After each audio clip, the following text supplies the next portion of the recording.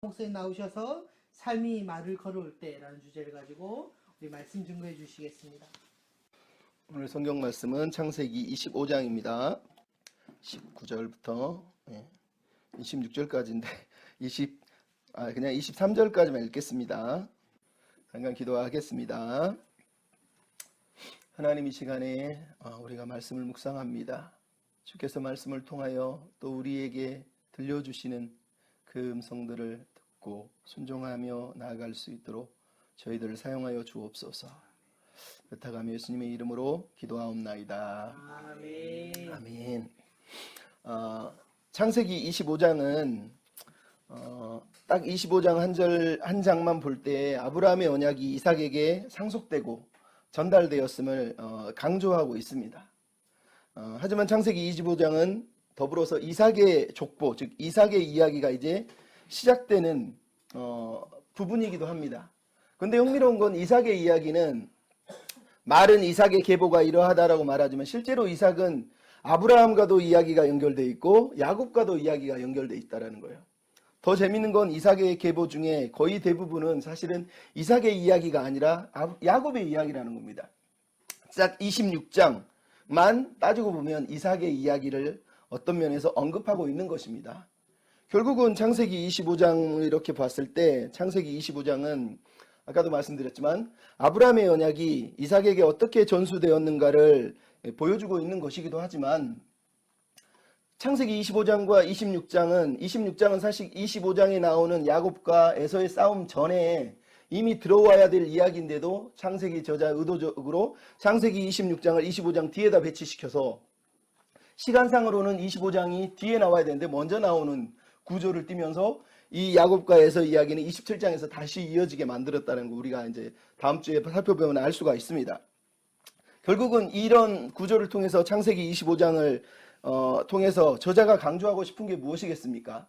하나는 아브라함의 언약이 말 그대로 이삭에게 잘 전수되었지만 이삭과 리브가가 그 언약의 대상자가 불임이라고 하는 상태에 처하게 돼서 다시 한번 아브라함이 겪었던 언약의 위기를 맞이하게 됐다는 거예요. 이 위기는 어떻게 해결될 것인가? 본문을 읽으면서 우리는 이것이 해결됐다는 걸 알게 됩니다. 또 하나는 문제는 아브라함이 이삭에게 물려준 이 언약이 이제는 누구에게 전수될 것이라는 문제가 나오게 되어 있습니다. 물론 우리는 이 본문을 통해서 하나님이 야곱을 택했다는 걸 알게 돼요. 하지만 저자들은 과연 이 야곱은 이 언약의 상속자로서 합당한 사람인가? 야곱은 말 그대로 이 언약을 감당할 사람일 것인가? 라고 하는 긴장과 고민을 우리에게 불러일으키게 만들고 있다는 거죠. 결국은 창세기 25장 자체는 큰 틀에서 아브라함의 언약이 이삭에게 야곱에게 흘러가는 이야기를 담고 있지만 25장 그 자체의 이야기를 보면 야곱에게 이 언약이 상속자로 하나님이 택했다고 말하는데 이 사람이 그걸 감당할 능력이 있나? 가만히 볼 때는 그래 보이지 않는다라는 거예요. 그리고 26장을 뒤에 배치시킴으로 인해서 야곱이 무엇을 놓치고 있는 것을 사실은 강조하고 있는 거거든요. 그래서 저는 이 본문을 읽으면서 특별히 25장 22절 리브가가 하는 말이 그 아들들이 그 태 속에서 서로 싸우는지라 그가 이르되 이럴 경우에는 내가 어찌할꼬 하고 여호와께 가서 여호와께 묻자온대라고 하는 이 구절이 25장 전체의 신학을 대변하는 질문이라고 생각을 합니다. 말 그대로 하나님의 언약이 전수되어지고 있는데 이 언약의 당사자라고 지목받은 야곱은 이 언약의 상속자로서 합당하게 이 언약을 감당할 수 있을까라고 하는 긴장, 그 긴장을 바로 이 22절의 질문을 통해서 우리는 다시 생각해 보게 된다는 거죠. 왜 이 얘기를 하느냐? 여러분, 리브가의 이 고민과 기도, 이거를 가만히 볼 때 이 기도는 말 그대로 야곱이라고 하는 사람의 어떤 인생을 통찰하게 하는 질문이기도 할 뿐만 아니라 우리라고 하는 사람이 신앙생활을 하는 우리의 일상 속에서 우리는 어떻게 하나님 앞에 반응하고 살아야 되는지에 대한 그런 질문과 같은 기도라는 거예요. 내가 어떻게 할꼬? 이럴 경우는 내가 어떻게 해야 되지? 라고 기도하고 있는 이 리브가의 기도 내용이 바로 우리 신앙을 향한 도전과 같은 질문이라는 겁니다. 인생을 생각할 때 우리가 아는 천상병이라고 하는 시인은 인생을 소풍이라고 말했습니다. 귀천이라고 하는 시에 보면 우리 인생의 소풍이 끝나는 날 아버지께 돌아가리라 라고 말하는 내용이 나옵니다. C.S. 루이스는 인생을 가리켜서 영혼을 만드는 골짜기다라고 얘기를 했습니다. 어떤 사람에게 인생은 소풍 같고 어떤 사람에게는 인생은 영혼의 골짜기와 같은 거예요. 이 말은 둘이 분리되었다는 게 아니에요. 소풍 같기도 하지만 또 내 영혼을 다듬고 만들어가는 이 골짜기와 같은 이 세상에서 우리는 어떻게 살아내야 될 것인가라는 거예요.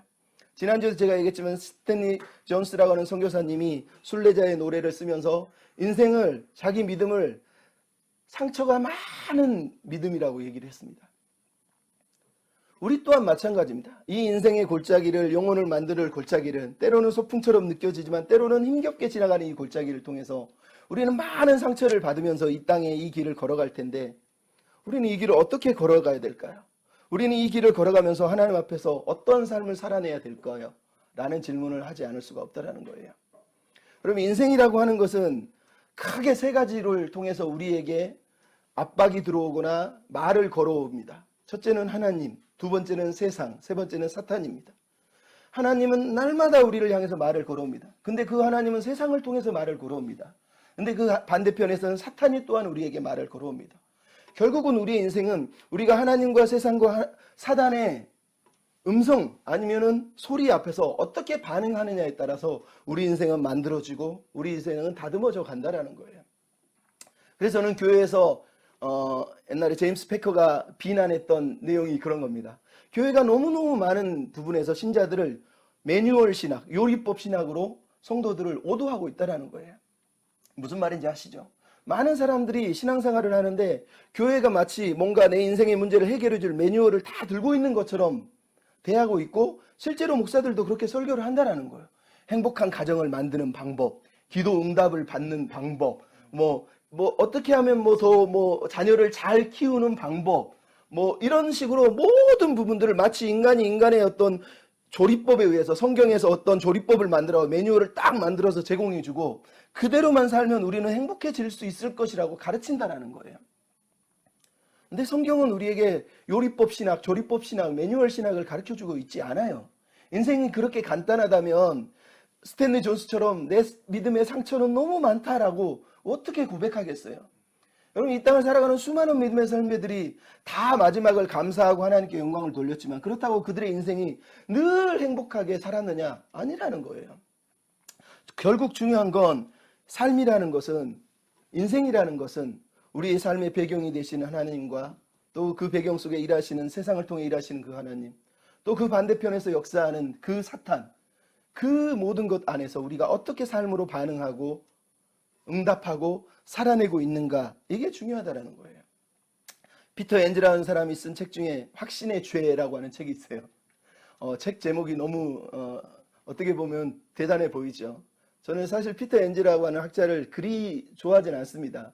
왜냐하면 그가 가진 사상 중에는 유실론적 진화론도 주장하고 있고 창세기를 신화라고 강조하거든요. 별로 안 좋아하지만 그럼에도 그 사람이 쓴 확신의 죄 중에 중요하게 다룬 부분이 하나 있어요. 그게 뭐냐? 믿음이라는 거에 대한 얘기를 하고 있습니다.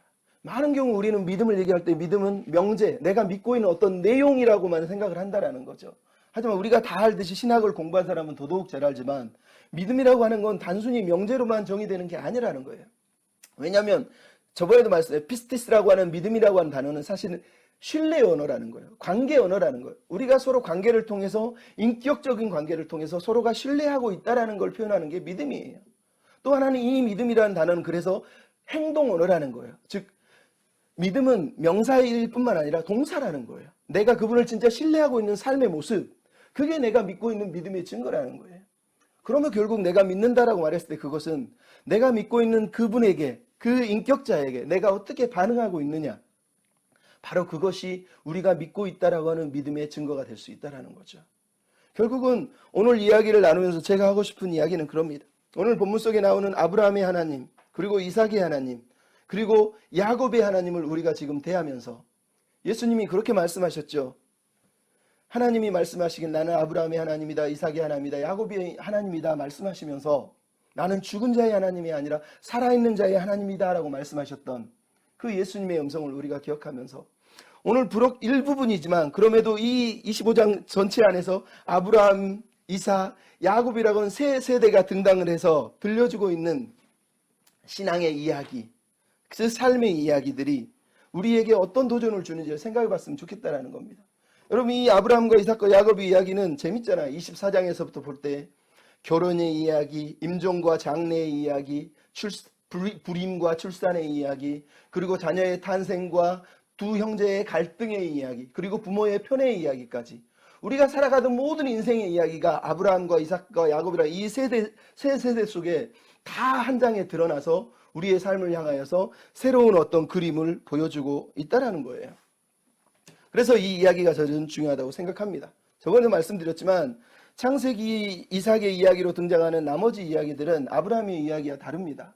아브라함의 이야기는 아브라함이라고 하는 사람이 아담의 불순종을 역전시켜서 순종의 사람으로 서는 것을 보여준다면, 야곱과 요셉의 이야기는 가인과 아벨이 형제 간의 다툼이, 인간의 관계가 깨어진 이 문제들을 결국은 요셉이라고 하는 과정을 통해서 요셉의 이야기까지 끌고 가면서 하나님이 어떻게 인류의 그 분열과 다툼을 해결하실 것인가로 하는 답을 제시하기 위해서 이삭과 야곱과 요셉의 이야기를 끌고 가고 있는 거라는 거죠. 하지만 25장 자체만 보고 있을 때는, 다시 얘기하지만, 믿음은 단순하게 명제로 받아들이는 게 아니라 삶을 통해서 성장해 가는 게 믿음이라는 거예요. 비록 우리가 보고 있는 건 아브라함, 이삭, 야곱, 역전된 이야기입니다. 아주 나이가 많아서 죽음을 앞둔 아브라함, 그리고 이제 중년의 나이에 아이를 낳지 못해서 고민하고 있는 부부 이야기, 그리고 태어나는 어린 아이들이 사실 어린 아이가 아니지만 젊고 열정적이고 혈기왕성한 청년들이 두 형제가 싸우고 다투고 있는 이 이야기를 보면서 하나님은 우리에게 어떤 말씀을 걸어오고 있다고 저는 생각을 합니다. 혹시 영화 벤자민 버튼의 시간은 거꾸로 간다, 그런 영화 보신 적 있습니까? 안 보셨어도 그 영화는 재밌습니다. 왜냐하면 1918년 세계대전이 끝나고 나서 태어난 한 아이가 있는데, 아이가 태어났는데 얼굴은 완전히 늙어서 태어났는데 몸만 애긴 거죠. 그러니까 사실 몸이 늙은 겁니다. 부모가 괴물을 낳았다 그래서 이 아이를 버리거든요, 양로원에. 근데 양로원에서 일하는 어떤 퀸이라고 하는 흥익인 여자가 이 아이를 키우고 집을 만들어주고 이 아이를 성장시킵니다. 그리고 나중에 데이지라고 하는 여자를 만나게 되고 그 여자와 사랑의 관계를 맺어야 되는데 서로가 서로를 두려워하고 멀리하다가 나중에 서로 하나 됐다가 다시 또 헤어집니다.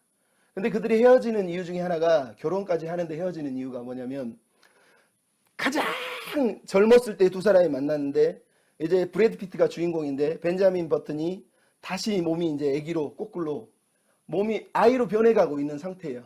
근데 애를 낳으면 애가 자기를 보고 아빠라고 하는 게 아니라 이 사람 왜 이래? 라고 하는 두려움이 생긴 거예요. 그래서 두 사람이 헤어지게 되거든요. 그러다가 나중에 벤자민 버튼이 죽게 되는 그 무렵에 두 사람이 늙은 데이지와 완전히 꼬마 아기가 돼서 죽기 직전에 꼬마 아기 몸을 한 벤자민이 만나서 서로가 서로를 알아보고 서로 안에 위로하면서 벤자민 버튼이 죽는 영화가 나옵니다. 근데 저는 그 영화를 얘기하는 이유가 뭐냐면, 하나는 늙은 아이에서부터 늙은 어른에서부터 나이 많은 아이, 좀 표현하면 이런 식으로 인생이 거꾸로 역전되는 모습이 마치 오늘 본문의 아브라함과 이삭과 야곱의 이야기하고 비슷한 거예요, 그림상으로. 그리고 벤자민 버튼이 시간을 거꾸로 간다가 강조하고 싶은 건 사실 그거거든요. 몸은 사실 중요한 게 아니라는 거, 몸의 나이는 중요하지 않다라는 거예요. 아주 늙은 몸으로 태어나서 죽을 때 아이로 죽지만 실제로 벤자민 버튼의 인격은 삶을 통해서 성장했어요. 남들은 괴물이라고 버렸고 남들은 괴물이라고 손가락질했지만 끝까지 자기를 믿어준 흑인 어머니, 그리고 항상 용기를 주고 힘을 내라고 위로하는 캡틴 마티, 그리고 항상 자기의 소울메이트가 돼서 걱정하고 염려해주고 사랑해줬던 데이지, 이런 사람들을 통해서 그 삶 속에서 벤자민 버튼이 인격이 자라고 성장하고 결국은 마지막에 비록 몸은 아이로 죽지만 성숙한 어른으로 죽는 이야기를 보여주고 있는 거거든요. 저는 이 창세기 25장이 그래서 창세기 25장의 시간은 거꾸로 간다, 제 생각엔 그런 제목을 쓰고 싶었어요. 왜냐하면 아브라함의 모습은 사실은 야곱이 장차 성상에서 봐야 될 모습이거든요. 야곱은 결국 이삭의 과정을 거치고 아브라함의 과정으로 나아갈 수밖에 없는 사람인 거예요. 이 거꾸로 된 이야기를 통해서 결국은 야곱은 뭔가를 사실은 이 이야기 속에서 배워야 되고, 우리는 저자가 그런 어떤 배움의 자리로 우리를 부르고 있지 않냐, 이런 생각을 합니다. 우리 정 목사님도 좋아하고 저도 좋아하는 응칠, 응사, 응팔의 이야기들, 사람이 막 응답하라, 왜 응답하라에 열광했습니까? 그 옛날 이야기지만 우리에게 너무너무 소중한데 잊어버렸던 가치들, 무엇이 정말로 소중한지, 무엇이 정말 중요한지에 대해서 과거를 소환해내서 다시 한번 우리를 그 자리에 세운 거거든요. 저는 아브라함의 이야기, 이삭의 얘기를 먼저 시작하고 있는 게 그런 거하고 똑같다고 봅니다. 야곱의 인생 이야기를 얘기하면서 야곱아 네 선조와 네 부모들의 신앙에 대해서 소환해봐라. 그들이 붙들었던 가치, 그들이 고민했던 삶을 보면서 네 인생의 삶을 좀 조율하면 안 되겠니라고 하는 의미의 어떤 생각이 들었어요. 그래서 저는 한편으로 제목을 응답하라 야곱 이렇게 짓고 싶었거든요. 예. 오늘 본문을 통해서 야곱이 응답해야 될 믿음의 내용이 무엇이겠습니까? 첫째는 끝까지 신실하게 살라는 겁니다. 신실함은 변하면 안 된다라는 겁니다. 오늘 1절부터 18절에 나오는 이야기는 아브라함의 죽음의 이야기가 등장을 하고 있습니다. 여러분, 아브라함의 죽음은 창세기 23장, 24장, 25장에 이어지면서 그가 죽기 전에 마지막 노년을 준비하고 있는 내용이 나오고 있다고 말씀을 드렸어요. 사라의 죽음을 대하면서 그 땅을 사면서 약속의 땅에 대한 믿음을 버리지 않았고, 이삭의 아내인 리브가를 준비하면서 하나님의 언약이 계속 전수되기를 바라고 있고, 이제 오늘 본문에서는 1절부터 11절에 보면은 자기의 첩이었던 이 첩이 언제 결혼했는지 사실 모릅니다. 그거는 지금 뭐 우리가 따지고 얘기할 내용은 아니고, 결국은 이 본문의 핵심은 아브라함이 자기의 첩들의 자녀들을 다 동쪽으로 내보내고 오직 약속의 땅에 이삭만 거하게 함으로 인해서 이삭이 약속의 자녀인 것에 대한 하나님의 약속, 이 땅에서 이삭의 후예들이 살 것이라고 하나님의 약속을 끝까지 붙들고 있다는 걸 우리에게 보여주고 있는 거거든요. 즉 아브라함은 아브라함의 인생에 최선을 다해서 믿음의 경주를 감당했고, 그가 지금 남겨놓고 있는 마지막 남은 내용이 이삭이라는 거예요. 즉 언약의 자손이고, 말 그대로 아브라함이 지금 죽기 직전까지 붙들고 있는 건 하나님에 대한 언약, 하나님이 약속하신 약속에 대한 믿음이라는 겁니다. 그걸 더 소환해내면 결국은 환원하면 아브라함은 하나님만 지금 붙들고 있다라고 우리가 결론을 내릴 수밖에 없는 겁니다.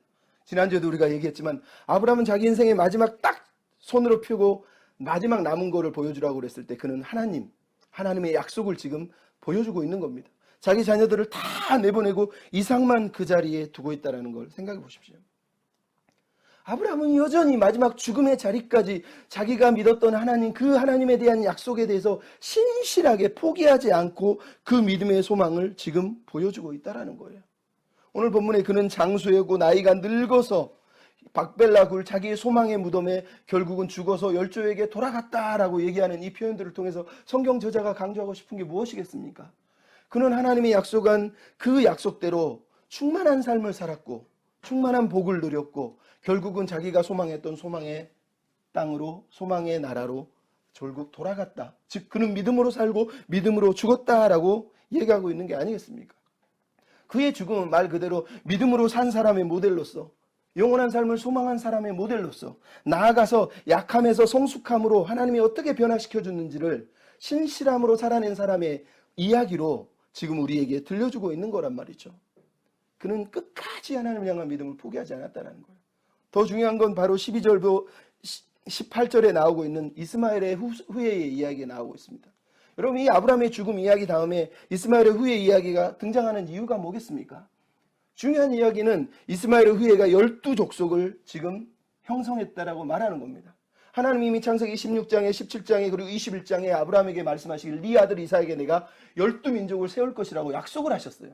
그 약속이 지금 성취됐다고 말하는 겁니다. 즉 하나님은 아브라함이 살았을 때뿐만 아니라 하나님이 아브라함이 죽는 그 순간에도, 그 시간에도 여전히 약속을 지키고 계시고 이스마엘에게 한 약속조차 지키고 있다는 거예요. 그러면 하나님의 약속의 자손이 이삭에게, 지금 아브라함은 언약의 후손인 이삭에게 자기 유업을 물려주고 있잖아요. 그 이삭을 향한 미래는 어떻게 될 것이냐는 거예요. 11절은 얘기하잖아요. 아브라함에게 약속하시고 축복하신 하나님이 이삭에게도 복을 주시고 있는 거예요. 즉 하나님은 여전히 신실하게 아브라함에게 그 복의 후예인 이삭을 축복하면서 약속을 지키고 있다는 거예요. 그리고 아브라함 또한 그 약속에 반응하면서 신실하게 마지막 순간까지 하나님 앞에 그 약속을 지키며 믿음의 길을, 신뢰의 길을 걸어가고 있다라고 얘기하고 있는 거 아니겠습니까? 이게 이 본문이 강조하고 있는 거라는 거예요. 그는 끝까지 신실함을 지켰고 끝까지 포기하지 않았다라는 거예요. 여러분, 우리가 우리의 인생을 돌아보며 생각해 봐야 됩니다. 아브라함의 이야기가 따로 있고 이삭의 이야기가 따로 있고 야곱의 이야기가 따로 있습니다.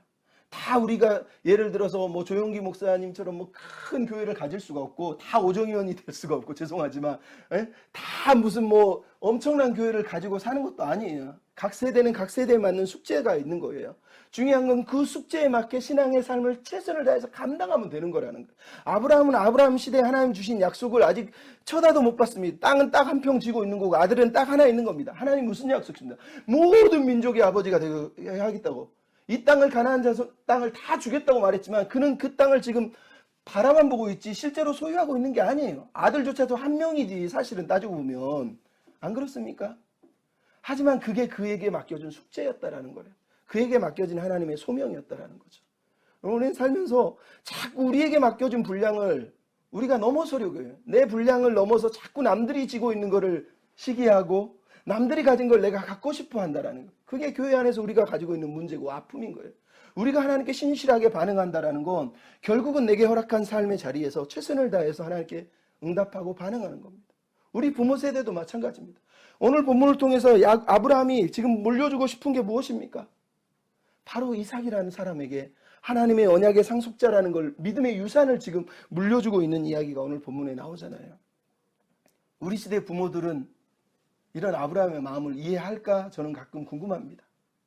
물론 아브라함이 뭐 가난하고 찌질이 가난했다고 말하지 않아요. 아브라함도 부유하게 살았고 아브라함이 후손인 이삭도 부유하게 살았지만 아브라함이 지금 보여주고 있는 내용 속에 강조하고 있는 게 뭡니까? 그가 재산을 물려줬다는 걸 말하고 싶은 게 아니라 그가 이삭이라고 하는 아이를 언약의 백성으로 언약의 자손으로 세우려고 마지막까지 길을 쓰고 있는 모습을 우리가 보고 있는 겁니다. 그런데 우리 시대의 부모들은 대체 무엇을 하고 있느냐는 거예요. 우리 자녀들을 향해서 물려주고 싶은 게 뭡니까? 우리가 그게 편안하게 살고 어려움 없이 살고 남들보다 좋은 집에서 좋은 차 타고 행복하게 사는 거라면 대체 우리가 세상 사람하고 다른 게 뭐냐는 거예요. 아무것도 구분이 안 가잖아요. 결국 우리가 나이는 들었는데 믿음은 전혀 성장하지 않은 그런 모습을 보여주고 있지 않냐는 거예요. 그럼 최근에 칠곡 가시나들이라고 영화가 나왔죠. 여기 세 분은 보고 저만 안 봤습니다. 예, 칠곡 가시나들의 중적 내용은 칠곡에 사는 80대 이상의 할머니들이 1930년대 태생인데 38년부터 일본이 한글 교육을 못하게 만들어 버리는 바람에 제대로 교육도 한글 교육도 받지 못한 할머니들이 너무너무 한글을 배우게 돼서 80대에 한글 공부를 시작하면서 그 일어나는 일들 그거잖아요. 근데 그 중에 제가 이제 몇 가지 참고하면서 본 게 이 할머니들이 쓴 시예요. 시가 너무너무 재밌더라고요. 예, 그 중에 하나가 가만히 보니까 시가 참 많다. 여기도 시 저기도 시 시가 천지빛깔이다. 이렇게 쓴 시도 있고 또 가는 꿈이라는 시에는 이렇게 되어 있습니다. 인자 아무거 없다. 묻고 싶은 것도 없다. 하고 싶은 것도 없다. 갈 때 내가 곱게 잘 가는 게 꿈이다. 이렇게 쓴 시도 있더라고요. 더 재밌는 시 영화에도 나오죠. 영감이 없네라고 하는 시가 있습니다. 처음에 공부한 다카이 죄송합니다. 제가 이거 원어민 발음이 아니라서 이해해 주십시오. 여기 원어민들이 있는데 내 이름도 못 쓰는데 어쩌고 싶더라. 아무것도 몰라 서글픈 마음이 들어오니 아들이 인자 가서 뭘 갖고 와요 하고 가지 마속하고 며느리는 여럿이 모여 웃고 놀면 좋다고 자꾸 가락하더라. 내가 글 쓰는 거 영감한테 자랑하고 싶다. 여 한 보이소 내 이름 쓰는 거. 비지에 내 이름 강금연 한라카이 영감이 없네. 네, 참 시가 재밌는 게 아니라 너무너무 마음이 아프죠. 네. 근데 저는 이 칠곡 가시나들 이 시를 읽으면서 시 내용뿐만 아니라 그 할머니들이 몸은 가만히 있어도 늙지만 교육을 받지 못해서 지성은 배워야 되고 훈련되어야 되는 그런 삶의 모습을 보여주고 있다라고 저는 생각해요. 그들이 보여준 삶의 소중함이 무엇입니까? 나이 먹는 거 몸은요 가만히 있어도 내가 이렇게 있어도 우리는 벤자민 버튼이 아니에요. 그냥 가만히 있으면 늙어갑니다. 주름도 늘어가고요. 배도 늘어가고요. 좀 있으면 다리도 부러질 수 있고 절뚝거릴 때 허리도 굽을 수 있습니다. 하지만 지성은 인격은 내가 다듬지 않으면 내가 돌보지 않으면 내가 케어하지 않으면 성장하지 않아요. 믿음도 마찬가지입니다. 내가 믿으며 예수 믿고 나서 나 예수 믿고 이제 구원 받았다 그러고 끝나버린 사람들이 이 땅의 교회에 성도들이 너무 많기 때문에 이 땅의 교회가 힘겨운 거예요. 하나님 우리에게 믿음을 요구할 때 그 믿음은 마지막까지 최선을 다해서 자기에게 허락하신 그 약속과 그 언약을 붙들고 아브라함처럼 신실하게 케어하면서 돌보면서 마지막까지 그 믿음을 지키기 위해서 투쟁하고 애쓰는 삶이 믿음이어야 된다는 거예요. 근데 우리는 그렇게 살고 있지 않잖아요. 이 땅의 교회들 제가 볼 때도 뭐 어디 권사님, 어디 집사님, 어디 장로님 여러분도 많이 만나지만 똑같잖아요. 신앙생활 그렇게 열심히 했으면, 그렇게 기도 많이 했으면, 그렇게 오랜 생활 믿음의 생활을 살았으면 그 믿음에 합당한 삶의 모습, 그 믿음에 합당한 기도에 합당한 그 언어에 합당한 삶의 모습을 보여줘야 될 거 아니에요. 근데 우리가 보는, 다는 아니지만 그런 분도 많지만, 우리가 가끔씩 고개를 절레절레 흔드는 사람들이 뭡니까? 막 20년, 30년, 40년, 50년 이제는 뭐 매일 기도하고 성경만 읽는다는 권사, 집사, 장로님들이 세상 사람보다 더 이기적이고 더 욕심 많고 속상하잖아요. 그래서 우리가 그러잖아요. 영감이 없네가 아니라 우리는 어른이 없네. 어른이 없네. 닮고 싶은 사람, 존경하고 싶은 사람, 좀 고난이 오고 어려움이 와도 야, 예수 믿는 길은 이 길이야 라고 가르쳐주는 사람이 있어야 되는데, 나이가 먹으면 먹을수록 야, 뭐 예를 들어서 이런 남자 만나지 마라, 이런 여자 만나지 마라, 야, 학교는 이런 데 가야지, 너 직업은 뭐 하냐, 이런 직업 못 가지면 너 야, 백수냐, 너 어떻게 살려고 그러냐. 여러분, 이 언어들이 기독교 언어입니까? 신앙 언어입니까? 아니잖아요. 다 세상 사람들이 쓰고 있는 세상 언어예요. 그런 언어들을 던져가면서 마치 자기는 믿음이 좋아서 복받은 것처럼. 진짜 말도 안 되죠. 말도 안 되죠. 최근에 영화 가버나움이라고 하는 영화가 개봉을 했었습니다. 너무 작은 영화여서 흥행은 했지만 사람들이 많이 안 본 영화예요. 그 영화에는 레바논의 시리아 난민들의 삶을 보여주고 있는 영화인데, 그 중에 자인이라고 하는 12살 먹은 아이가 영화를 시작하는데, 영화의 내용은 뭐냐? 아버지를 고소했어요. 아니, 부모를 고소한 내용입니다. 나는 우리 엄마 아빠를 고소합니다 하면서 영화가 시작됩니다. 아니, 12살 먹은 애가 부모를 왜 고소해? 영화의 내용을 가만히 보면 이렇습니다.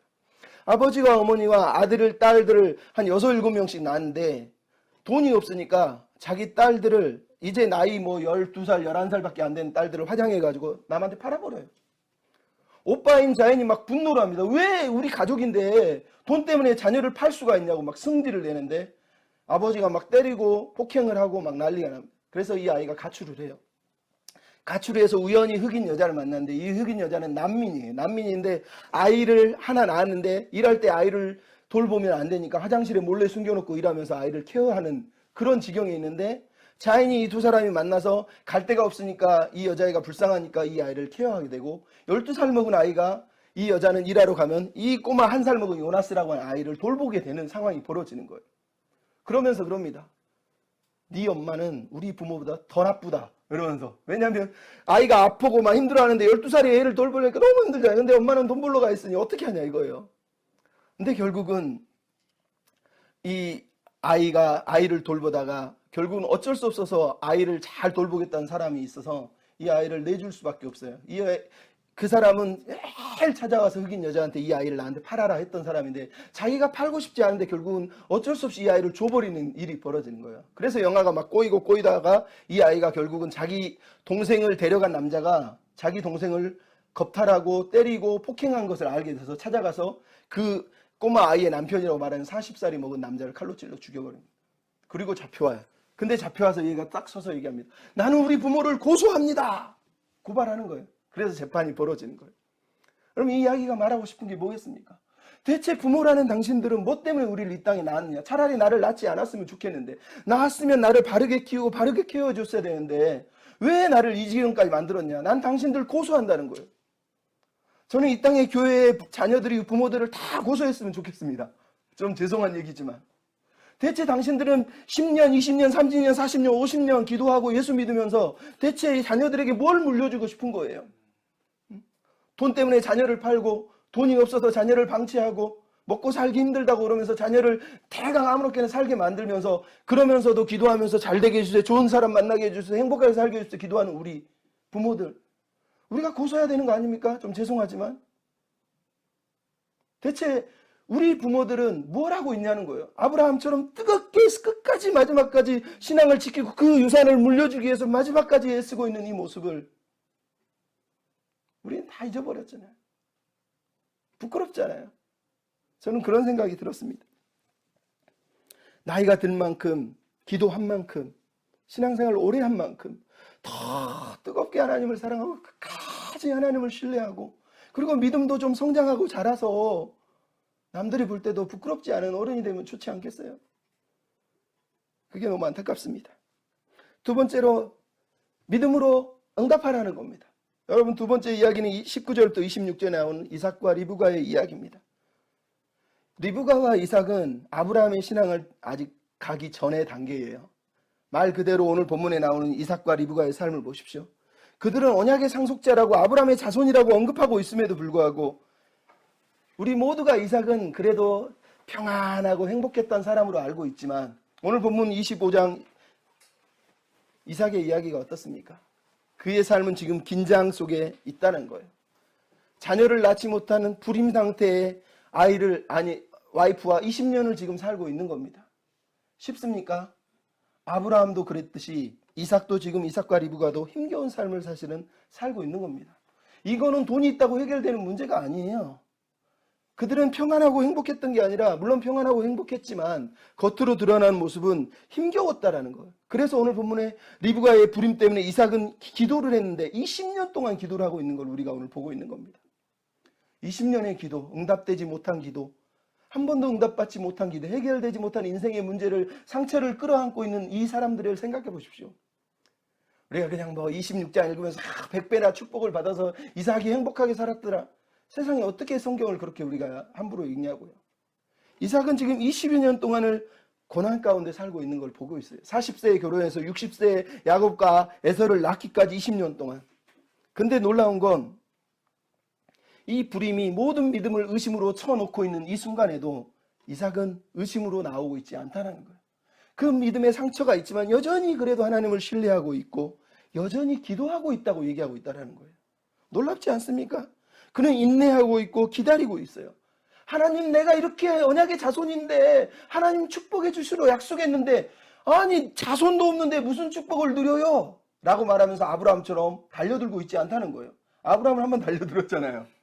이삭은 달려들지도 않아요. 그냥 기도하고 있어요. 하나님 뜻 이루어 주십시오. 빨리 이루어져야죠. 복의 사람이라고 말해놓고 뭐 하시는 거예요? 라고 말하고 있지 않다라는 거예요. 여러분, 이게 이삭이 지금 보여주고 있는 믿음으로 하나님께 응답하고 있는 거예요. 40년의 삶의 고통에 삶이 말을 걸어오고 고통인 자기를 향하여 다가오는 그 20년을 믿음으로 고백하고 있는 거예요. 그래도 나는 하나님을 붙들고 있다. 그래도 나는 하나님을 신뢰하고 있다. 이삭만 기도했습니까? 리브가도 20년을 기도했잖아요. 근데 오늘 본문에 21절, 23절에 리브가가 정말로 하나님이 응답하셔서 20년 만에 잉태를 했는데 문제가 생겼잖아요.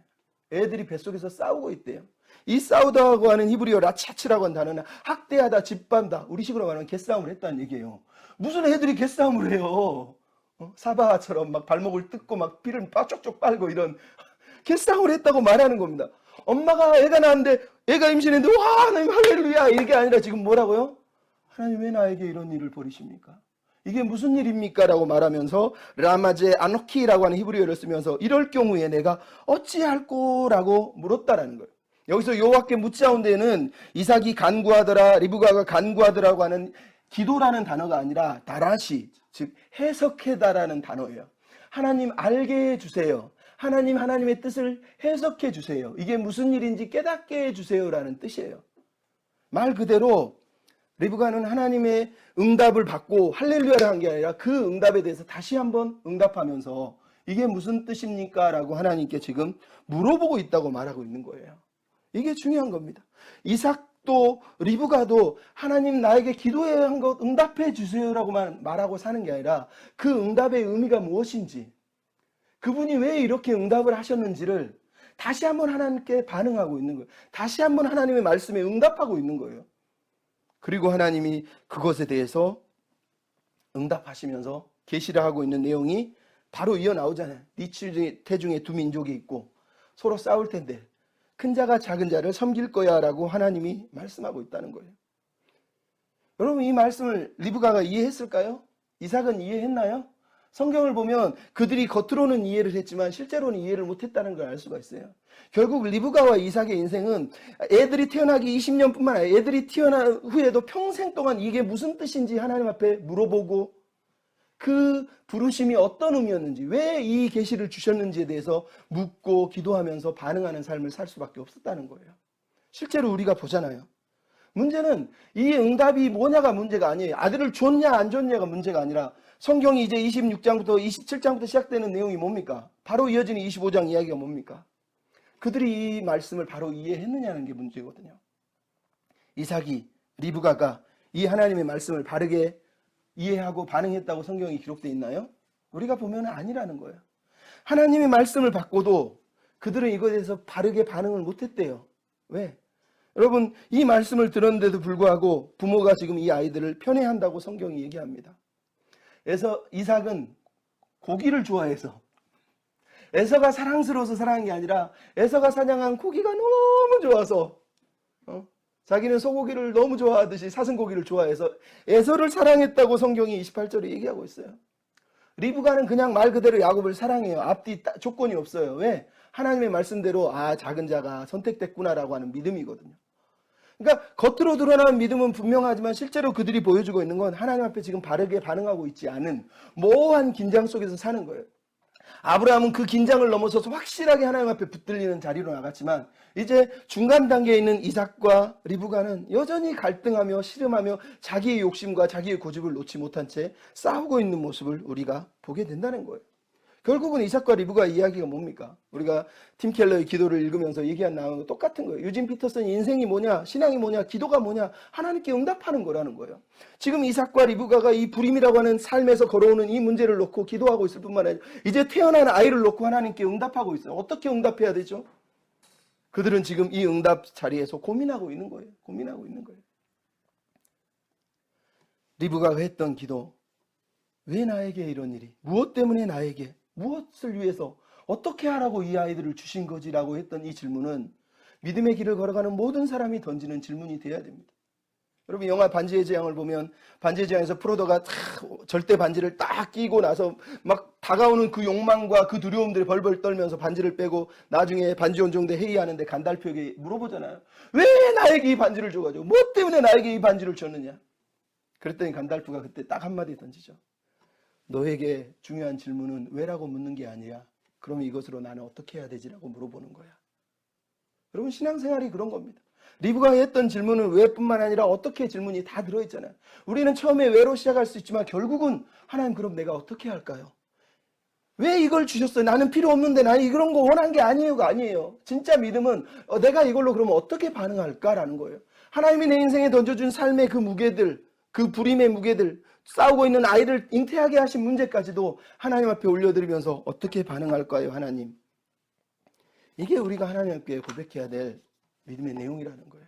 야곱이 응답할 내용은 바로 이거예요. 그 순간에 나는 여전히 믿음으로 붙들고 믿음으로 고백하고 믿음으로 반응하느냐라는 거예요. 여러분, 우리가 지난주에도 유일한 청중 이야기를 많이 했지만 수많은 사람들이 이 땅을 살아가면서 도덕적인 위기 앞에서 책임을 요구받고 있습니다. 그러다 보니까 우리가 책임지고 싶은 상대들이 너무 많아졌어요. 내 뚱뚱한 사람은 내 몸에 대해서 책임지고 싶고, 가족에 대해서, 친구에 대해서, 공동체에 대해서, 사회에 대해서, 심지어 지구와 우주, 독수리 오형제가 돼가지고 온 세상을 붙들고 책임지려고 하는 우리의 모습을 보여주게 돼요. 근데 정작 우리가 왜 책임을 지려 하는지, 우리가 책임이라고 하는 단어를 느낄 때마다 이 책임의 의미가 무엇인지를 제대로 감지하고 물어보는 사람이 없다라는 거예요. 그래서 우리는 사실은 책임지려고 하고 있는 것이 아니라, 옛날에 키에르케고르가 그런 얘기했어요. 인간의 가장 큰 교활함은 한 가지인데 책임질 것이 없는 삶을 추구한다는 거예요. 여러분, 말 그대로 우리가 지금 막 뭐 동성애니 뭐니 막 다 소리 지르고 있지만 실제로 우리가 댓글을 달면서 쓰고 있는 글들이, 우리가 책임지기 위해서 쓰는 글들이 얼마나 됩니까? 그죠? 좋은 글도 있지만 거의 악플 다는 사람은 자기는 책임지고 싶지 않으면서 막 싸지르는 거 아니에요? 뭐 그것뿐입니까? 그러니까 우리 인간의 교활함은 언제나 마찬가지입니다. 겉으로는 자유를 얘기하고 막 도덕을 얘기하지만 실제로 우리는 책임지고 싶지 않은 거예요. 적당히 살고 싶다는 거죠. 근데 옛날에 소크라테스가 그랬단 말이죠. 인간의 삶은 성찰하지 않는 삶, 그건 가치가 없는 삶이에요. 진짜 삶은 성찰하는 거라는 거예요. 돌아보는 거예요. 여러분, 우리가 왜 이 땅에서 반응하고 살아야 됩니까? 우리를 이 땅에서 아무것도 없는 채로 태어나게 하시고 살게 하신 그 하나님이 우리에게 오늘도 말을 걸어오시는 거예요. 우리의 삶을 향해서 말씀을 걸어오시는 거예요. 그 하나님께 우리는 반응해야 될 책임이 있는 거예요. 그 책임이 가장 우선한 거예요. 가족보다, 친구보다, 공동체보다, 이 세상 우주 지구보다 더 중요한 건 나에게 책임을 요구하신 하나님이 계신 거예요. 성경 창세기에서 최초로 말씀하신 하나님이 마지막 날 우리 심판할 때 마지막 최후의 발언을 하신 그 말씀 사이에 끼어서 우리는, 처음 말씀과 마지막 사이에 끼어서 우리는 날마다 이 삶으로 하나님, 내가 어떻게 할까요? 나는 어떻게 살아야 될까요? 어떻게 하는 게 하나님이 기뻐하는 삶이죠? 라고 물어보면서 그 책임을 붙들고 살아가야 되는 게 바로 우리 인생이란 말입니다. 하나님은 그렇게 우리를 부르셨다라는 거 기억할 필요가 있습니다. 여러분, 요셉을 기억하잖아요. 요셉이 그 유혹하는 여인 앞에서 보였던 반응이 뭡니까? 아무런 청중이 없다고. 야, 청중이 없잖아. 보는 사람 없잖아. 요셉은 진짜로 아무 청중이 없었지만 한 분이 계셨다고 고백하잖아요. 하나님이 계신데. 하나님이 계신데. 여러분, 이 땅의 기독교인이 살아야 되는 삶의 핵심이 여기에 있는 겁니다. 한 분이 보고 계시잖아. 그분 앞에서 나는 책임을 다해야 된다고. 당신에게 책임을 하는 게 아니라 나는 하나님 앞에서 책임질 거야 라고 말하는 이 믿음이 이삭과 리브가와 요셉과 우리에게 필요하다라는 거예요. 이 땅의 교회에게 필요하다라는 겁니다. 마지막으로 응답하라 야곱. 무엇에 응답해야 됩니까? 하나님의 비전에 응답을 해야 되는 거예요. 하나님의 비전에 응답하는 길은 쉬운 길이 아닙니다. 그것은 내 꿈, 내 비전, 내 욕망을 다 내려놓는 이야기이기 때문에 그렇습니다. 오늘 부분에 야곱과 에서가 이름이 지어진 이유는 우리가 다 알고 있습니다. 한 사람은 털이 말고 불 꺼서 에서라고 지었고, 한 사람은 발꿈치를 잡았다고 그래서 야곱이라고 지었습니다. 참 이름도 희한하게 지었지만, 근데 이 야곱과 에서는 성품에서도 차이가 있습니다. 에서는 말 그대로 익숙한 사냥꾼이라고 돼 있어요. 근데 성경에서 사냥꾼으로 등장한 사람 딱 한 사람이에요. 니므롯이에요. 하나님을 대적했던 사람이에요. 즉 에서는 처음부터 하나님과 상관없는 삶을 살기로 결정한 사람이에요. 그래서 그를 들 사람이라고 그러고 있습니다. 그는 성격 자체도 하나님과 상관없이 살려고 하는 보헤미안이에요. 랩소디를 부르면서 살고 싶은 자유인이란 말이죠. 야곱은 어떻습니까? 야곱은 오늘 본문에서는 조용한 사람이라고 되어 있지만, 이거는 히브리어 성경 원래 언어가 탐인데, 이거를 학자들이 아니 야곱이 사기꾼인데 거짓말하는데, 아니면 형제를 속이는 건데 탐은 좀 너무 오버한 거 아니야? 그래서 아랍어 팀을 번역을 해서 조용한으로 바꿔버린 거예요. 근데 실제로 언어는 탐이에요. 탐이란 말은 완전한, 온전한, 순전한 이런 뜻이에요. 자, 그러면 탐을, 야곱에게 탐이 어울립니까? 아니죠. 탐이란 단어는 도덕적인 지금 해석을 하고 있는 게 아니라 야곱이 가지고 있는 성품, 아니면 야곱이 가지고 있는 성향을 드러내는 겁니다. 왜? 오늘 본문에 야곱이 팥죽을 파면서 보여주고 있는 게 뭡니까? 그가 얼마나 치밀하고 얼마나 완벽하고 완전하게 준비하고 있는지를, 아버지를 속일 때도 얼마나 계획적인지를 보여주잖아요. 그가 라헬과 레아를 얻을 때도, 라반인 자기 삼촌을 속일 때도 치밀하게 준비하잖아요. 그게 탐이에요. 완전한, 온전한. 또 하나는 야곱이 에서와 다른 이유는 그가 언약에 대해서 욕망이 있다라는 거예요. 언약에 대해서 욕심이 있다라는 거예요. 언약의 내용이 무엇인지, 언약이 무엇을 요구하는지를 그는 보고 있는 것이 아니라 그냥 언약 자체, 내가 하나님의 선택한 사람이 된다라는 거, 이거 자체를 특권으로 여기고 있다라는 거예요. 그래서 그는 미친 듯이 이것을 향해서 달려가고 있단 말이죠. 왜 그랬을까요? 여러분 생각해 보십시오. 야곱이 15살이었을 때 아브라함이 죽습니다. 우리가 알지만 아브라함은 야곱과 에서가 태어나고 15년을 더 살다 죽습니다. 그러면 이 두 아이들은 아브라함에게 신앙교육을 안 받았겠어요? 이삭과 리브가는 이 아이들에게 언약의 이야기를 안 들려줬을까요? 근데 야곱에게는 한 가지 트라우마가 있었을 거라고 저는 생각합니다. 제 개인적으로. 12절부터 18절에 나왔잖아요. 이스마엘이 있잖아요. 장자인데 쫓겨났거든. 야, 장자라고 언약권을 갖는 거 아니야. 아버지를 보면서 배운 게 있잖아요. 거기다가 어머니 리브가 예언도 들었잖아요. 무슨 생각이 듭니까? 나는 이스마엘이 아니라 아버지 같은 사람이 돼야 되겠다. 그가 보고 있는 건 영성이 아니라 그 특권을 보고 있다는 거예요. 그래서 그 특권을 취하기 위해서 미친 듯이 달려가고 있잖아요. 이건 긍정적인 의미가 아니라 부정적인 의미입니다. 근데 어떤 사람 목사님들은 이 성경을 읽으면서 그렇게 얘기합니다. 천국은 침노한 자의 것이라 했습니다. 야곱은 침노해서 뺏은 것입니다. 여러분도 하나님께 침노해서 뺏어야 됩니다. 하나님이 주고자 하는 축복을 야곱처럼 달라고 그래서 취해야 됩니다.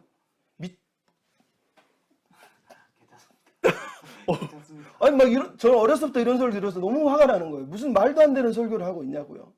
여러분 성경이 그걸 얘기합니까? 야곱이 침노했다고 성경이 칭찬하고 있지 않단 말이죠. 야곱은 사실은 그가 무엇을 구하고 있는지를 깨달아 알았어야 되는 겁니다. 여러분 오늘 본문 속에서 우리는 야곱과 에서가 거래하고 있는 장자권 거래를 통해서 두 가지를 배웁니다. 하나는 야곱이 가지고 있는 영적 욕망, 하나는 에서가 가지고 있는 육적 욕망. 영적 욕망도 육적 욕망만큼 더러운 겁니다. 아니, 영적인 욕망은 도를 지나치면 육적인 욕망보다 더 추하고 저질스럽습니다. 여러분 우리가 보는 세상의 모습 아닙니까? 수많은 사람들이 하나님 믿으면서 영적인 욕망이 취해 있습니다. 영적 욕망이 뭡니까? 하나님 나를 축복해 주셔서 큰 교회를 하게 하시고 막 전 세계를 돌아다니면서 교회를 짓게 하시고 하나님 나를 축복해 주셔서 물질의 복을 주셔서 많은 사람을 섬길 수 있도록 도와주시고 표현은 너무너무 거창해요. 내가 하나님의 나라와 하나님의 영광을 살겠으니 나를 대통령으로 세우시고 나를 정치인으로 만들어주시고 나를 국회의원으로 세워주고 내가 하나님을 위해서 살겠으니 나를 의사로 만들어주고 좋은 대학 보내주시고 내가 하나님의 영광을 위해서 살겠으니 나에게 예비된 좋은 집과 가정을 예비해 주시고 여러분 이 모든 내용이 영적인 욕망이지만 사실은 육적 욕망하고 똑같은 거고 아니 더 저질스러운 겁니다. 왜? 하나님의 일을 모독하잖아요. 사실 차라리 세속적인 욕망은 그냥 하나님 모른 채 살기 때문에 우리가 손가락질 하나 안 하나 뭐 상관이 없어요. 근데 하나님을 믿는다는 사람들이 막 욕망에 붙들려가도 탁 막 욕심 부리며 살아가는 걸 누가 그걸 이쁘게 봅니까? 자기가 그 욕망에 취한 사람만 그것을 선포하고 그 사람들을 축복해주고 서로 박수 쳐주고 그래 괜찮아 이런 거 아닙니까? 그게 불행한 거잖아요. 여러분 이 땅의 교회가 보십시오. 얼마나 많은 사람들이 영적인 욕망에 붙들려 있습니까? 여러분 에서의 욕망 자체는 사실은 우리가 이거 가지고 뭐 같이 판단할 게 없어요. 왜? 에서가 장자권을 갖기 위해서 야곱에게 막 제발 부탁한다 그러면서 막 내가 지금 죽을 것 같대. 아니 밥 한 끼 못 먹었는데 죽어요 사람이?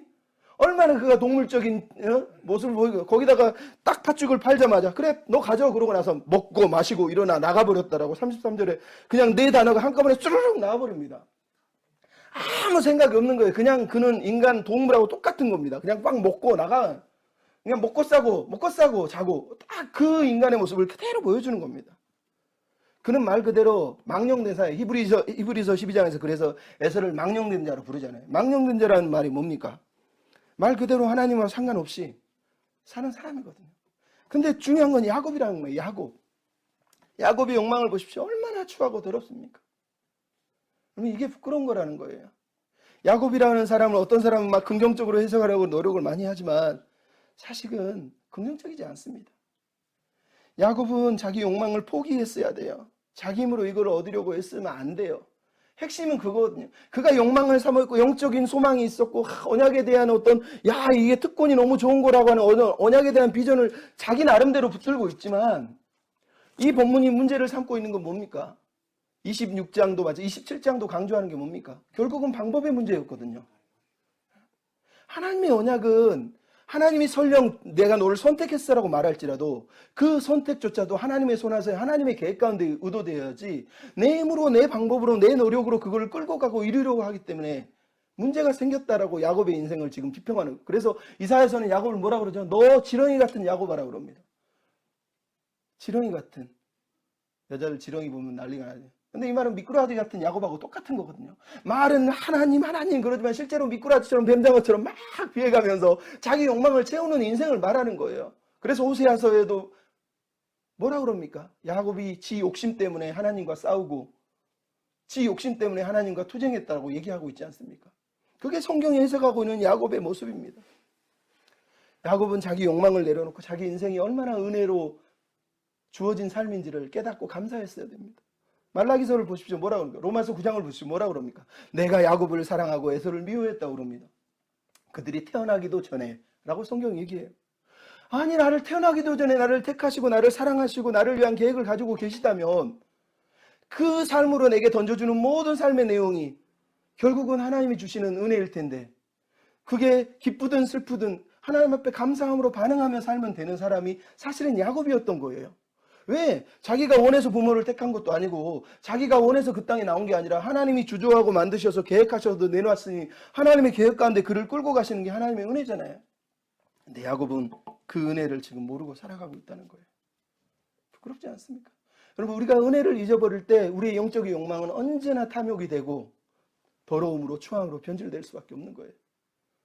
제가 이번에 페이스북에 유대인들의 기도에 대해서 잠깐 언급하지만 여러분, 유대인들의 기도 그냥 한번 읽어보십시오.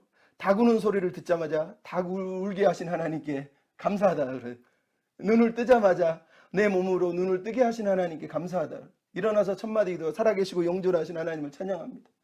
그리고 걸어가면서, 길을 걸으면서 보는 것 족족마다 송축합니다. 심지어 행복뿐만 아니라 분노와 아픔 중에도 하나님을 송축했대요. 제가 이 본문을 묵상하면서 나도 그러고 싶다 그래서 막 실천을 해봤습니다. 막 고객 만나다가 막 열이 나면 하나님 나 그래도 송축합니다. 그래서 진짜로 내가 막 일하면서 막 선언을 했거든요. 그러다 마지막에 한번 무너졌지만, 근데 그렇게 사는 사람들을 보면 왜 그렇게 살겠습니까? 결국은 그게 은혜라는 걸 믿기 때문에 그런 거 아닙니까? 우리가 은혜라고 믿으면 감사할 수 있거든요. 근데 그걸 은혜라고 믿지 않으면 불행해지는 거예요. 불행해지는 거예요. 그래서 스탠하우스라는 사람이 그런 얘기했어요. 모든 덕은 열정을 습관화하는 것을 필요로 하는데, 덕의 역할은 열정을 통제하는 게 아니라 이 열정이 선한 일에 사용되도록 다듬는 게 덕이 하는 일이라는 거예요. 다듬는 거. 그래서 분노의 방향을 올바르게 조절해서 나아갈 수 있도록 인내의 습관을 기르도록 하는 게 덕의 역할이라는 거예요. 말 그대로 우리가 가지고 있는 열정과 욕망은 제어해야 될 내용이 아니라 올바른 방향을 향해 나아갈 수 있도록 인도하는 게 우리에게 주어진 삶이라는 거예요. 여러분, 야곱의 인생 전체가 왜 그렇게 힘겹습니까? 그의 욕망과 열정이 바른 길로 안 갔기 때문에 하나님이 그를 다듬으셔서 결국은 그가 하나님이 말씀하시고 삶을 통해서 얘기하시고 라반을 통해서 얘기하시는 수많은 삶의 이야기들을 통해서 말을 걸어오신 그 하나님 앞에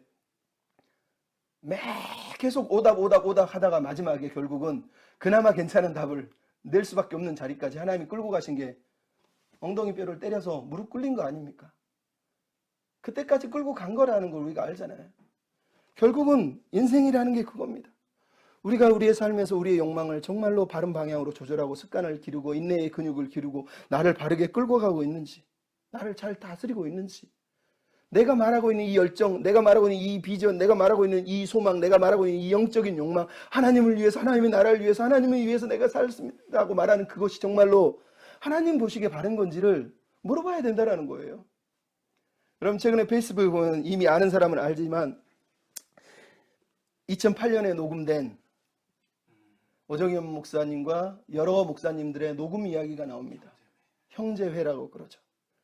오카는 목사님이 2003년에 오정현 목사를 데려다가 자기 교회 목사로 세우고 원로 목사로 계셨어요. 그리고 2009년에 그 강남 그 서초동에 엄청난 교회를 지었습니다. 근데 그 교회를 짓기 1년 전 2008년에 목사들끼리 모여서 대화를 하는 내용이에요. 대화 내용이 녹음되어 있습니다. 녹음의 내용 중에 이런 내용이 나옵니다.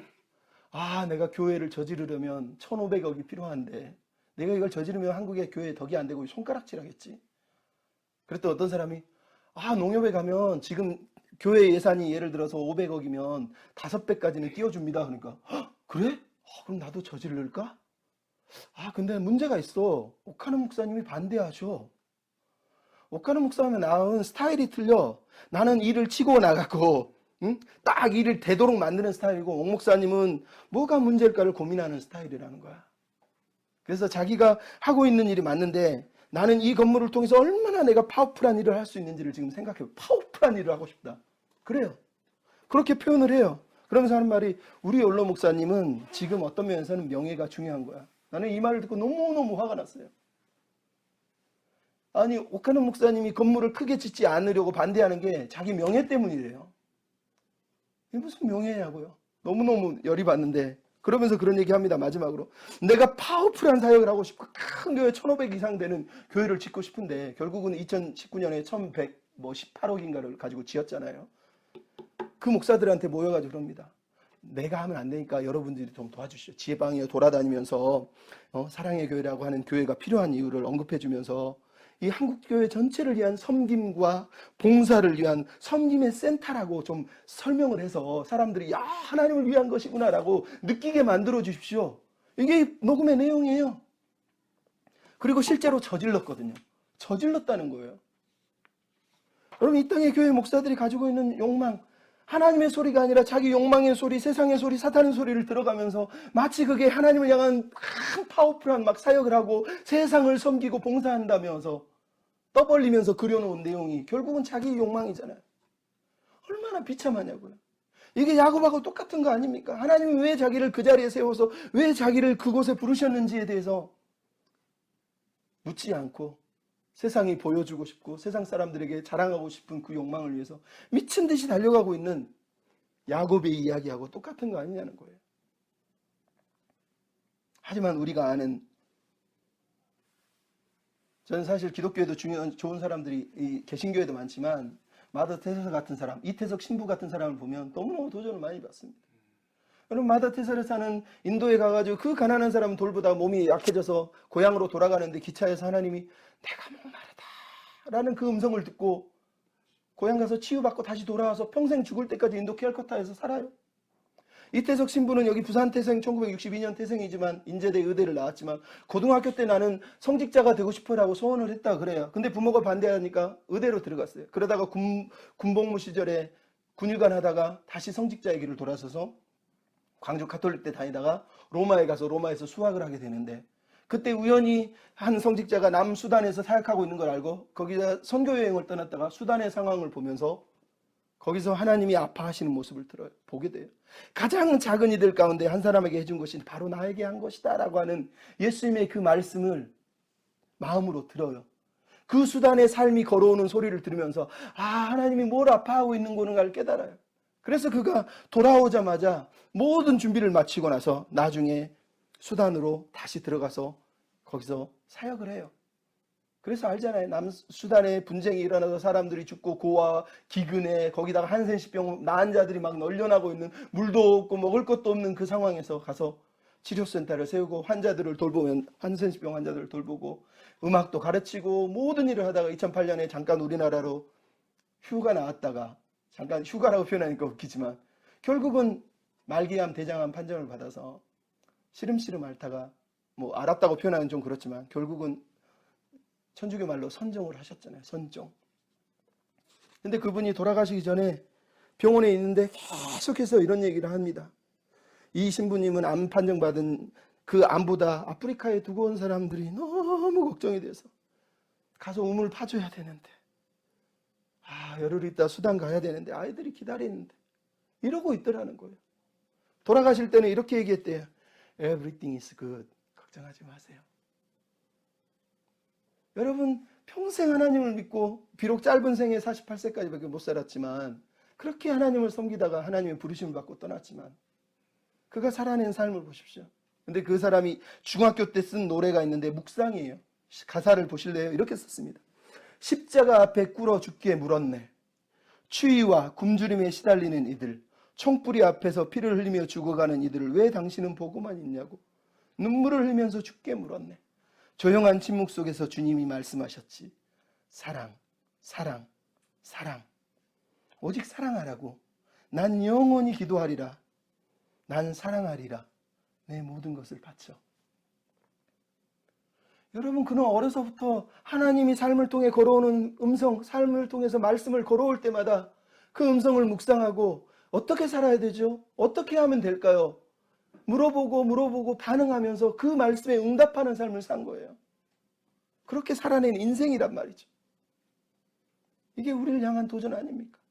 야곱의 욕망이 아니라 하나님의 말씀에 반응하고 삶이 말을 걸어올 때 반응했던 이 사람들의 이야기가 성경이 말하고 있는 이야기, 야곱이 응답해야 될 인생 이야기가 여기 있는 겁니다.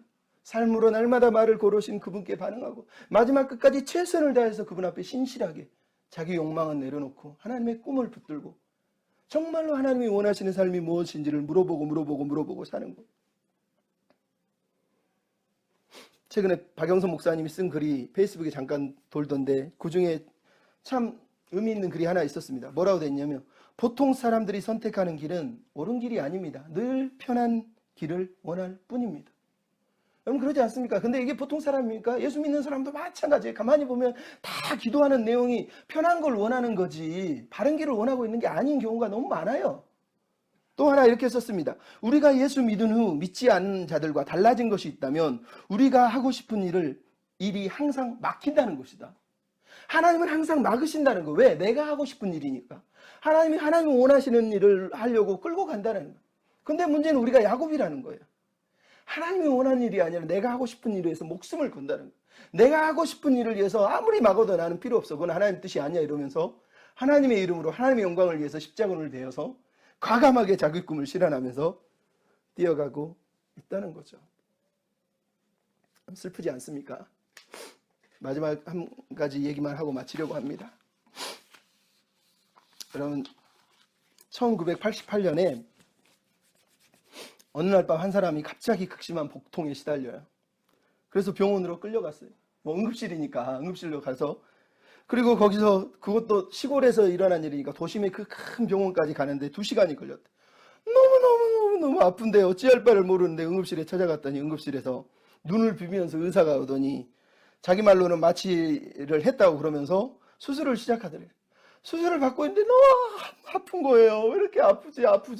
하나님, 나 수술 받는데 마취도 했다는데 왜 이렇게 아파요? 근데 나중에 수술이 끝나고 실신에 있다가 눈을 잠깐 뜨는데 저쪽에서 의사들이 얘기하는 소리가 들려요. 의사가, 내가 술을 먹고 와가지고 수술했는데 마취약을 못 넣었어. 실수해가지고 내가 마취약 넣은 줄 알았는데 안 넣었네. 미친죠, 이 사람이 그 자리에서. 하나님, 내가 하나님을 믿는데 하나님의 영광을 위해 살겠다고 말한 사람한테 왜 나에게 이런 고난 속으로 나를 밀었습니까? 왜 내 배가 아파야 됩니까? 저런 나쁜 놈들 때문에. 왜 하필이면 이 병원으로 가게 하시고, 왜 하필이면 저런 술 주정뱅이 의사를 만나게 해가지고, 왜 이 수술을 받게 하신 거예요? 왜 자신의 몸은 마취도 하지 않은 채 갈라놓게 하는, 이런 내 몸을 파헤치게 하는 이 의사를 만나게, 왜요? 막 분노를 한 겁니다. 왜요? 그러다가 결국은 그렇게 분노하면서 기도하다가 눈물 속에서 하나님의 임재를 느껴요. 내가 지금 뭘 하고 있지? 내가 지금 무슨 일을 하고 있는 거? 이걸 통해 내가 성장을 주시려는지 아픔을 주시려는지 잘 모르지만 하여간 하나님이 이 고난을 통해서 나를 성숙시킬 건 맞잖아. 그럼 내가 하나님을 신뢰해야지. 그리고 그날 밤에 거기서 가사를 씁니다. 가사의 내용이 이렇습니다. 당신이 살다가 인생의 고난이 닥칠 때, 이해할 수 없는 일이 닥칠 때 하나님께 감사하세요. 고난으로 하나님 당신을 성숙시킬지 몰라요. 모든 고난은 그분의 사랑으로 인한 것이에요. 비록 어리석어서 오묘한 뜻을 지금은 깨달을지 못하고 나중에 깨닫게 되겠지만, 하지만 가능하면 지금 불평하지 말고 거기서 얼른 빠져나와서 감사하세요. 이제 조용히 눈을 감고 두 손을 모으고 고난의 의미를 생각하고, 그리고 기도하고, 그리고 기뻐하고, 그리고 감사하세요. 이 노래 제목이 인생의 고난 중에입니다. 1988년 2월 중환자실 병상에서라고 부제가 써 있는데 최영독 간사님이 쓴 내용이에요. 하나님을 믿고 하나님을 위해서 평생 찬미해서 찬양하며 살았는데, 해와 달 낮에 밤달을 지며 살았는데 왜 하나님 나에게 왜 그러다가 깨달은 게 감사해야 되는구나. 내가 여기서 보일 반응은 불평이 아니에요. 감사구나. 여러분, 우리가 그렇게 살았으면 좋겠습니다. 응답하라 야곱, 응답하라 작은 교회.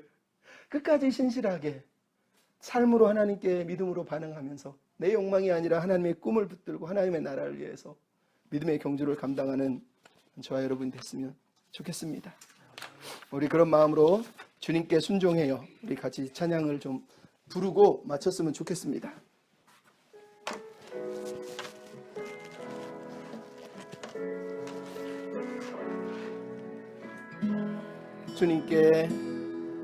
주님께 순종해요. 주님 사랑하니까요.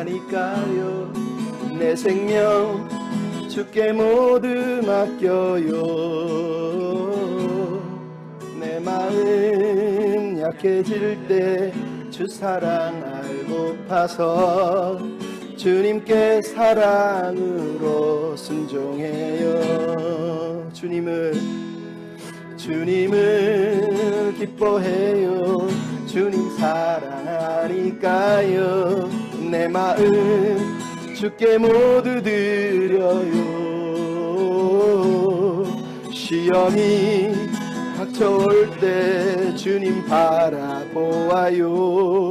주님을 사랑하며 기뻐해요. 나 주님만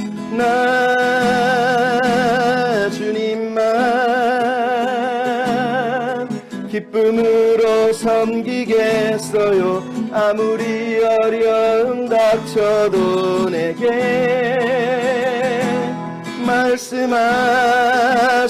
말씀하소서. 주님 뜻 따르겠어요. 나 주님만, 나 주님만 기쁨으로 섬기겠어요. 아무리 어려움 닥쳐도 내게 말씀하소서. 주님 뜻 따르겠어요. 우리가 순종해야 되는 이유는, 우리가 감사해야 되는 이유는, 우리가 주님을 기뻐해야 되는 이유는 그분이 우리를 사랑하시기 때문이고 우리도 그분을 사랑하기 때문이어야 됩니다. 그렇지 않습니까? 주님, 내가 순종하길 원합니다. 사랑해서, 감사해서 날마다 감사로 살게 해주십시오. 이런 고백을 드리면서 기도하지 말고 한 번 더 찬양합시다. 주님께 순종해요. 주님 사랑하니까요. 내 생명 주께 모두 맡겨요. 내 마음 닥쳐올 때 주 사랑 알고파서 주님께 사랑으로 순종해요. 주님을 기뻐합니다. 주님을 기뻐해요. 주님 사랑하니까요. 내 마음 주께 모두 드려요. 시험이 닥쳐올 때 주님 바라보아요. 주님을 사랑하며 기뻐해요. 나 주님만, 나 주님만 기쁨으로 섬기겠어요. 아무리 어려움 닥쳐도 내게 말씀하소서. 주님 뜻 따르겠어요. 나 주님만, 나 주님만 기쁨으로 섬기겠어요. 아무리 어려움 닥쳐도 내게 말씀하소서. 주님 뜻 따르겠어요. 나 주님만, 나 주님만 기쁨으로 섬기겠어요. 아무리 어려움 닥쳐도 내게 말씀하소서. 주님 뜻 따르겠어요. 우리 말씀을 생각하며 하나님께 응답하는 사람, 삶이 말을 걸어올 때 주님 앞에 순종하며 반응하는 사람이 되게 해주시옵소서. 같이 기도하고 나가겠습니다.